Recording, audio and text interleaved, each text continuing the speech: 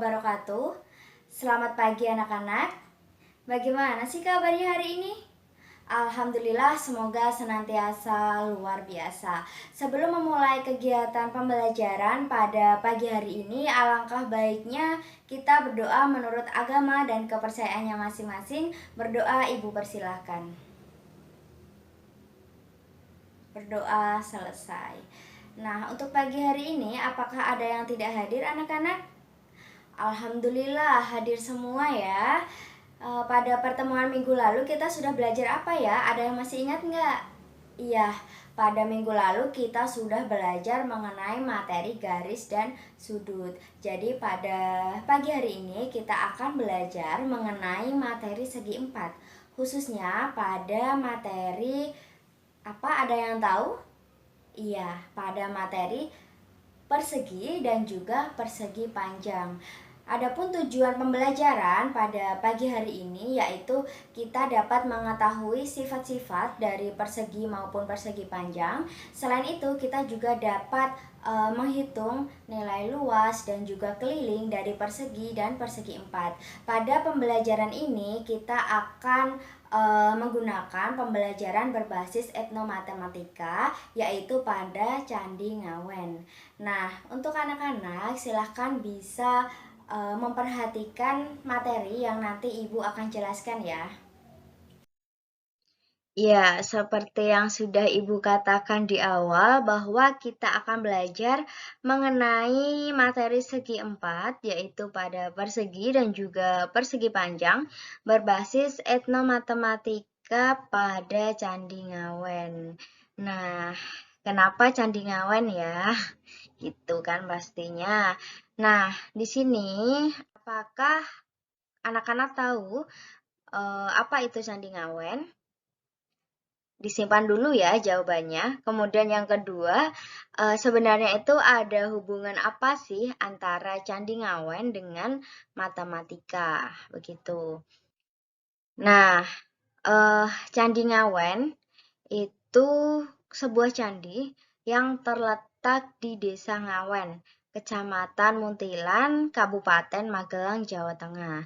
Nah, di sini untuk anak-anak yang rumahnya di daerah Magelang, Kabupaten Magelang ataupun kota itu pasti tidak asing ya dengan nama yang Candi Ngawen itu. Pasti juga ada beberapa yang sudah tahu alamat letaknya Candi Ngawen itu di mana.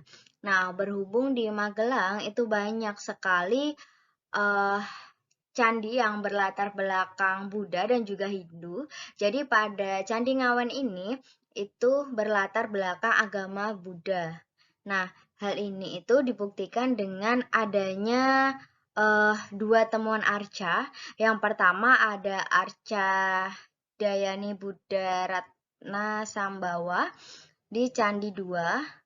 Yang kemudian yang kedua itu ada Arca Dayani Buddha Amitabha di Candi keempat. Jadi berdasarkan gaya arsitektur bangunan Candi Ngawen ini itu dibangun sekitar pada abad ke-9 sampai 10 Masehi. Jadi candi ini itu mempunyai bentuk yang berbeda dengan hiasan oleh patung singa pada keempat sudutnya gitu. Jadi untuk anak-anak yang kemungkinan sudah pernah berkunjung ke Candi Ngawen pasti tahu ya kalau di masing-masing sudutnya itu ada patung singa gitu ya. Nah, bentuk bangunan ini itu mirip dengan bangunan Candi Hindu ya. Tapi ingat bahwa Candi Ngawen ini itu berlatar belakang yaitu agama Buddha. Kemudian hal ini itu disebabkan bangunan candi yang meruncing. Jadi ciri khas dari bangunan candi Hindu itu kan meruncing ya, sedangkan bentuknya dari bangunan candi ini itu juga meruncing. Makanya di sini apa ya bisa mirip gitu ya, bisa dikatakan mirip dengan bangunan candi Hindu. Nah, ketika kita melihat dari gambar itu, maka kita akan dengan seksama kita juga memiliki bentuk stupa dan teras atau undak-undakan, yaitu anak tangga gitu ya, anak tangga. Jadi itu yang menjadi simbol dalam candi-candi Buddha. Begitu. Nah, Selanjutnya tadi pertanyaan yang kedua apa? Iya, sebenarnya ada apa sih hubungan antara bangunan Candi Ngawen itu dengan matematika itu sendiri? Nah, perlu anak-anak ketahui ya, kita perhatikan gambar berikut ini. Nah, gambar yang pertama itu ada gambar pada badan candi. Coba kalian bisa cermati dulu ya, di gambar ini itu ada unsur apa saja yang bisa dikaitkan dengan pembelajaran hari ini, yaitu pada persegi dan juga persegi panjang. Silahkan bisa diamati. Gambar yang kedua, nah ini juga silahkan kalian amati dulu. Sebenarnya ada hubungan apa dengan matematikanya? Apakah gerbangnya itu bisa dikaitkan dengan matematika atau bagaimana? Selanjutnya gambar yang ketiga dan juga gambar yang keempat. Nah, juga kalian bisa amati ya, karena ini itu ada kaitannya dengan materi pada pagi hari ini. Yang gambar keempat ini itu gambar candi, yaitu Candi Ngawen pada tampak depan. Nah, yang selanjutnya sebenarnya hubungannya Candi Ngawen dengan matematika itu yang pertama, ketika kalian memperhatikan ini dengan cermat, dengan teliti, maka di sini akan timbul suatu konsep. Ya, kalau bisa dilihat ini adalah konsep persegi gitu ya. Jadi karena yang kita pelajari pagi hari ini itu terkait persegi, jadi ini bisa dikaitkan dengan Candi Ngawen ini yang terletak pada badan candi itu ada bangunan yang berbentuk persegi. Kemudian yang kedua, pada candi ini kita bisa melihat yaitu dengan konsep apa ini? Ya, kita bisa memperhatikannya dengan konsep persegi panjang yang terletak pada badan candi atau di atas pintu. Yang ketiga, ketika kita memperhatikan dengan cermat, dengan seksama lagi, maka kita juga akan menemukan sebuah persegi panjang ya. Persegi panjang pada bangunan Candi Ngawen ini. Gitu. Yang keempat ini gambar tampak depan gitu. Sebenarnya pada candi ini masih banyak lagi apa ya, konsep-konsep yang bisa dihubungkan dengan matematika, namun karena pada pagi hari ini kita belajar mengenai persegi dan juga persegi panjang, jadi yang kita fokuskan atau yang kita lihat itu adalah benda-benda yang bentuknya persegi dan juga persegi panjang pada Candi Ngawen ini sendiri gitu. Nah, selanjutnya tahukah kalian tadi yang terletak pada bangunan Candi Ngawen itu ada apa aja? Iya, ada konsep persegi dan yang satunya apa? Iya, yang satunya adalah konsep persegi panjang. Nah, dari situ maka kita akan mempelajari sifat-sifat dan juga rumus yang berkaitan dengan bangun ini.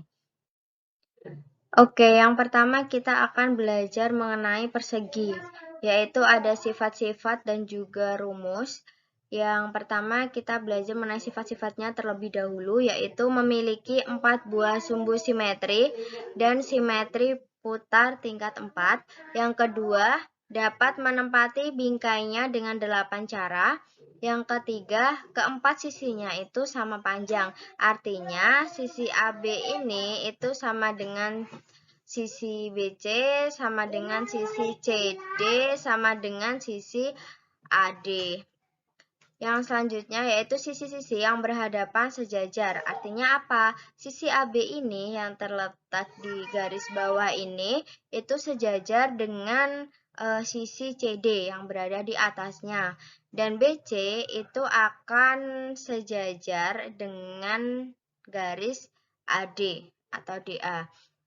Yang selanjutnya yaitu mengenai tiap-tiap sudutnya itu sama besar, yaitu 90 derajat.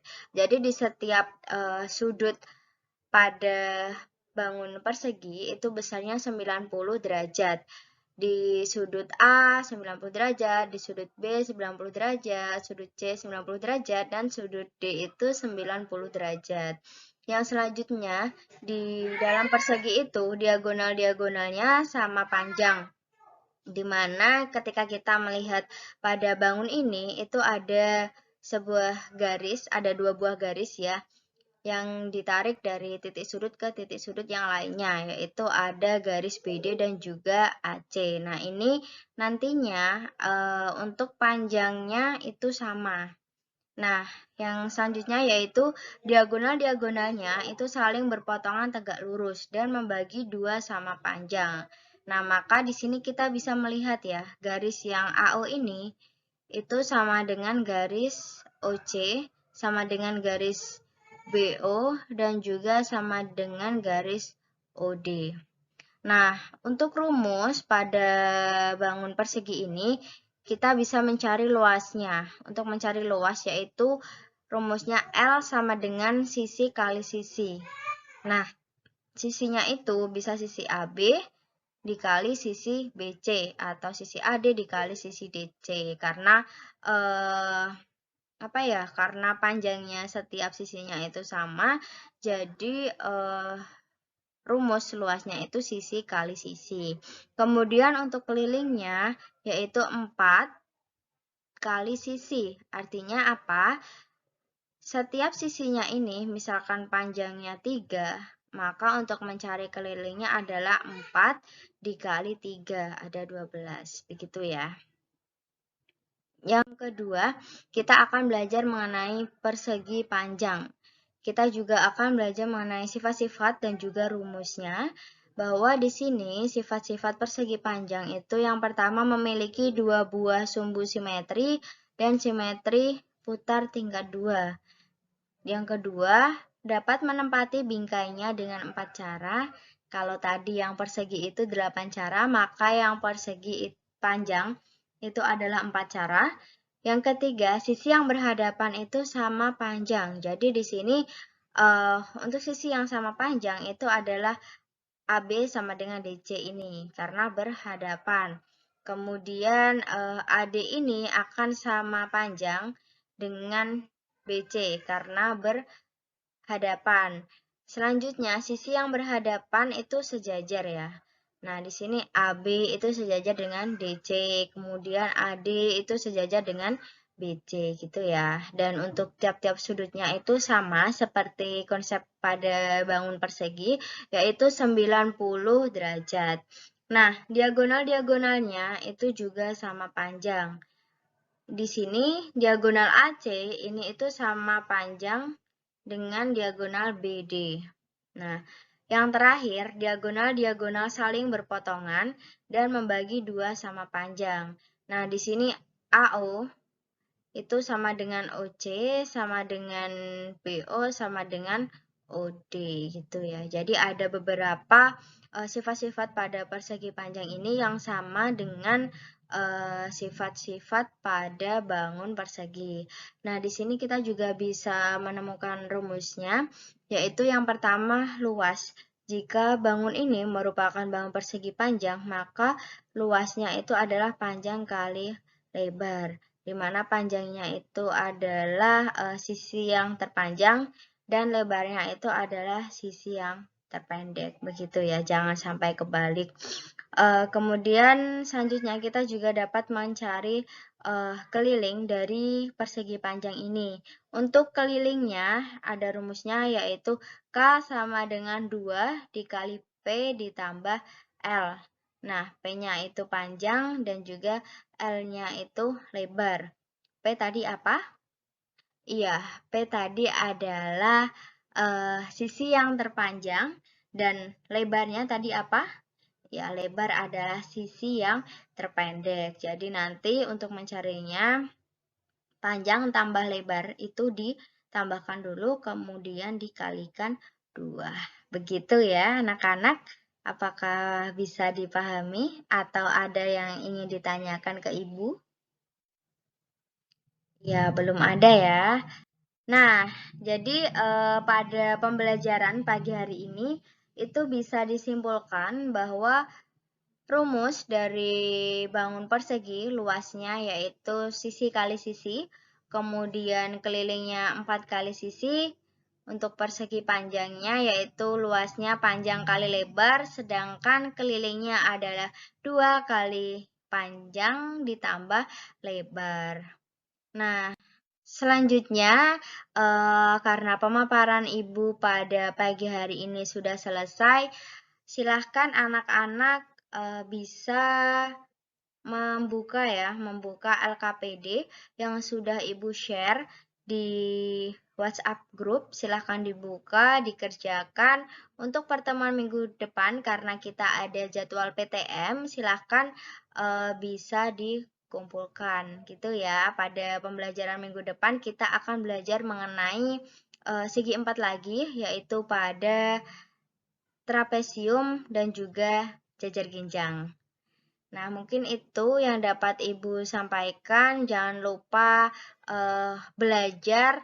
Jika keluar rumah, silahkan pakai masker, jaga kesehatan. Kurang lebihnya Ibu mohon maaf. Terima kasih. Wassalamualaikum warahmatullahi wabarakatuh.